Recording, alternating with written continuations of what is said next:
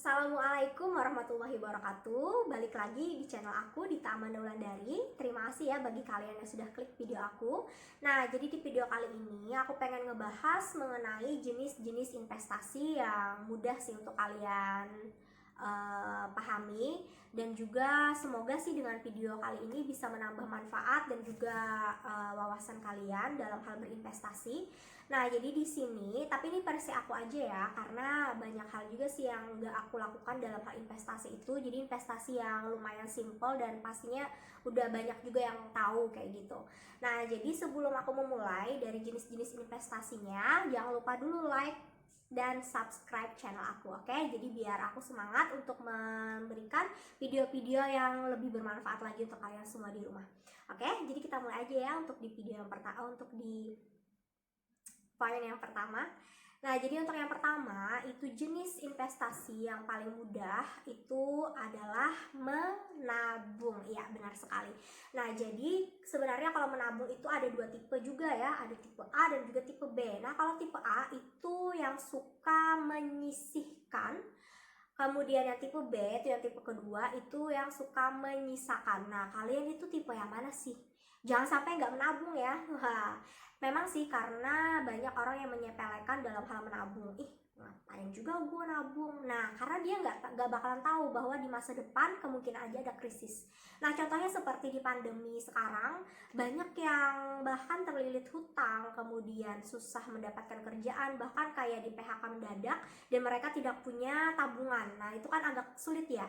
Nah, makanya tabungan ini adalah sangat penting bagi kalian semua, harus memilikinya. Karena apa? Karena tabungan itu bisa dipakai ketika kalian memerlukan uang secara cepat di keadaan terdesak maupun di saat krisis. Nah, itu loh. Jadi sangat penting tabungan itu seperti itu. Jadi ketika kalian krisis, ketika kalian terdesak, tabungan itu menyelamatkan kalian. Jadi tanpa perlu hutang sana sini, tanpa perlu mengemis sana sini untuk pinjam uang atau segala macam, kalian sudah punya titik aman kalian, yaitu tabungan. Nah, jadi dalam hal menabung pun tadi ada dua ya, menyisihkan dan juga menyisakan. Nah, kalian tuh jenis mana?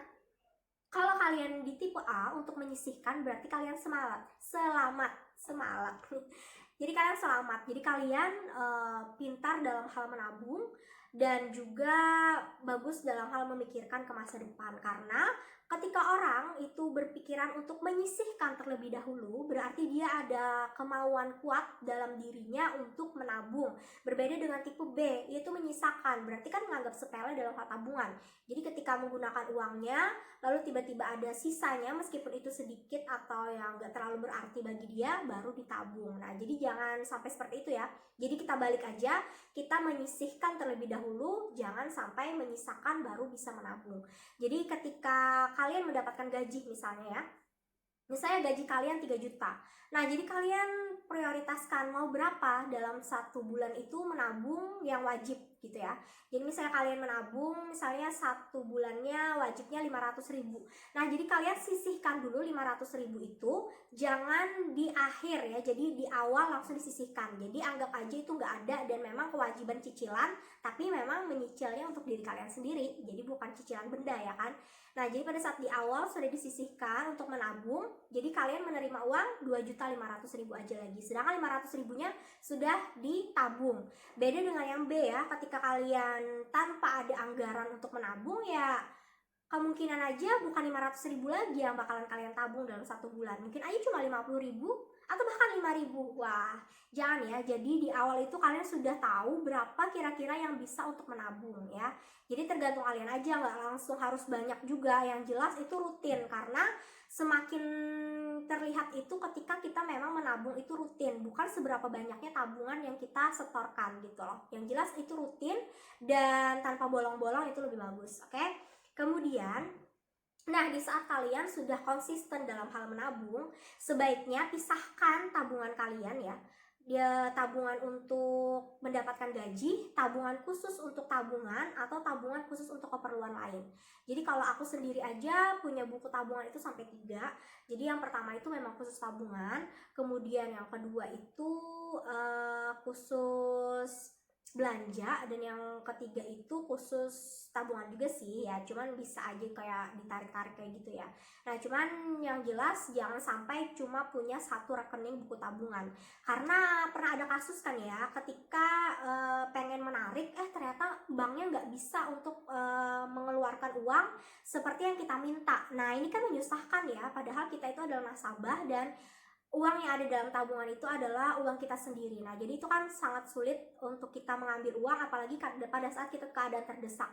Nah, jadi sebaiknya kalian memiliki tabungan itu lebih dari satu rekening. Jadi rekening 1, rekening 2, rekening 3 ya tergantung kalian itu tujuannya untuk apa. Yang jelas ketika tujuan kalian untuk menabung, jadi tidak ada ATM-nya. Jadi sebaiknya jangan sampai dibikin ATM-nya gitu, jadi khusus untuk menabung rutin. Jadi ya khusus menabung aja, nggak ada berpikir untuk menarik. Jadi ketika kalian ingin menarik di dalam tabungan tersebut, ya otomatis kalian harus ke bank, bukan lewat ATM. Oke?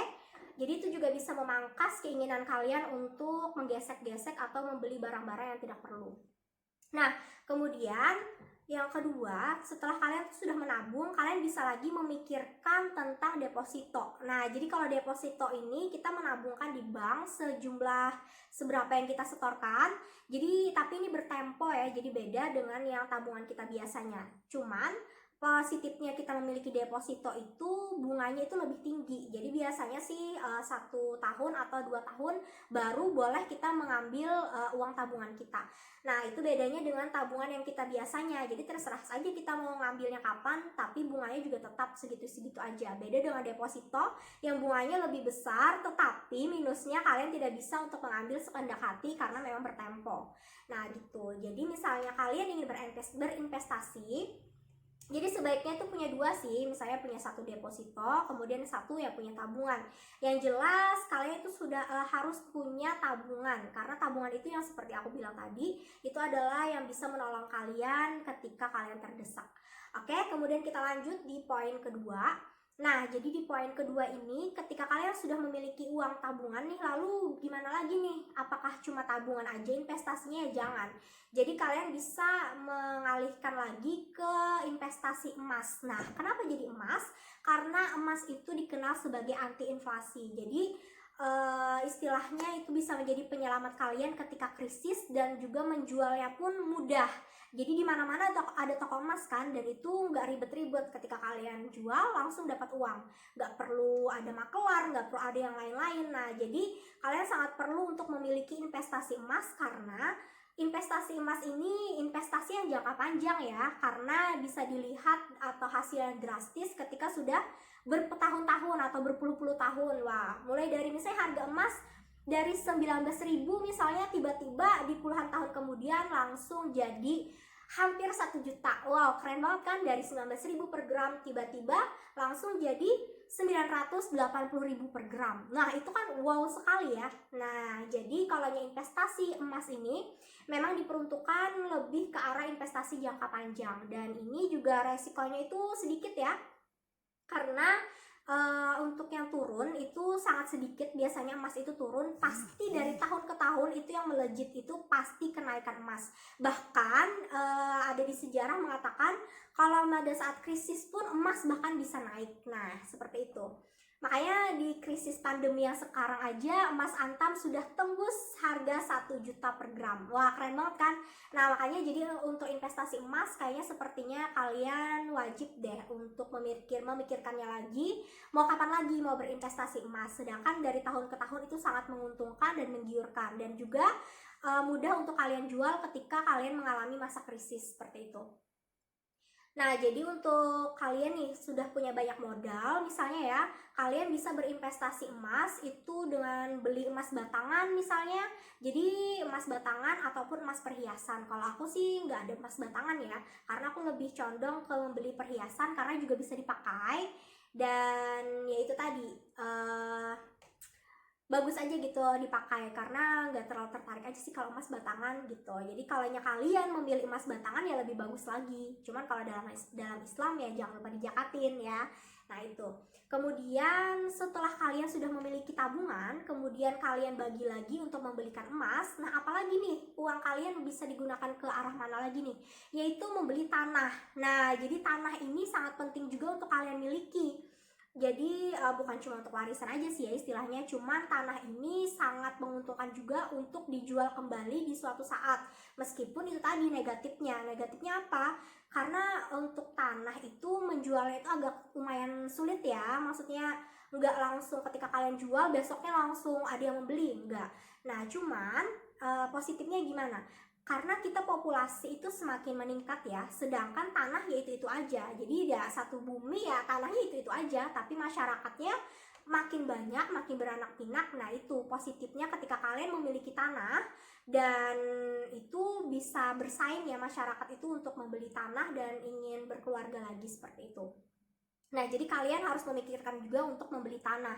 Jadi mungkin aja kan bisa menolong anak cucu kalian juga nantinya untuk berkeluarga atau bikin rumah lagi kayak gitu. Nah, kemudian kita lanjutkan di nomor 4. Nah, jadi selanjutnya pada saat kalian sudah punya tanah apa? Bangun rumah. Jadi bangun properti. Jadi di situ saya bangun rumah, bangun hotel atau segala macam. Nah, kalian bisa, yang penting punya tanah dulu. Nah, jadi ketika kalian sudah punya tanah nih, kemudian kalian bangun properti. Nah, itu bisa kalian sewakan dan itu sangat menguntungkan ketika kalian sudah memiliki rumah sewa ya. Nah, itu juga istilahnya menjadikan passive income dan mendapat pendapatan secara pasif. Jadi kalian nggak perlu kerja, cuma menyewakan rumah, ya tiap bulan kalian dapat kiriman uang. Nah, siapa yang nggak mau ya kan? Nah, makanya jangan sampai kalian menggunakan uang itu dalam hal yang tidak tepat, kemudian hura-hura tanpa investasi, itu sangat merugikan diri sendiri. Misalnya kita hari-hari nongkrong di kafe, kemudian membeli barang-barang yang bisa membuat nilai jatuh, misalnya seperti HP ataupun yang seperti apa yang ganti-ganti, itu kan pasti nilainya akan turun ya. Lebih baik kalian gunakan uang kalian itu lebih ke arah investasi yang pastinya dari tahun ke tahun itu bisa naik. Nah, jadi mungkin kalian bisa untuk memikirkan lagi tentang investasi. Nah, itu ya. Jadi ketika kalian sudah punya tanah, kalian bangunlah properti dan kalian bisa menyewakan, ya kan? Nah, kemudian setelah kalian sudah punya segalanya, enggak segalanya, kalian tadi udah punya tabungan nih, kemudian kalian juga sudah punya emas untuk investasinya, kemudian kalian juga sudah punya tanah dan juga kalian membangunnya properti. Kemudian apalagi nih yang bisa kalian lakukan untuk berinvestasi? Kalian mungkin bisa saja bermain saham. Nah, cuma negatifnya saham ini harus benar-benar jeli ataupun teliti, karena saham ini nggak sembarangan ya, karena harus ada ahlinya. Dan juga aku nggak terlalu ngerti juga mengenai saham, tapi kalian bisa mempelajarinya tentang saham dan itu salah satu menguntungkan juga. Tapi ya itu tadi tidak sekecil resikonya seperti emas seperti itu. Nah, jadi itu aja sih video aku kali ini. Semoga kalian bisa berinvestasi dari sekarang, karena itu tadi kita sudah mulai bersaing, kemudian di masa depan akan seperti apa. Jadi ya paling enggak kalian itu harus memiliki titik aman untuk masa depan dan untuk keluarga kalian.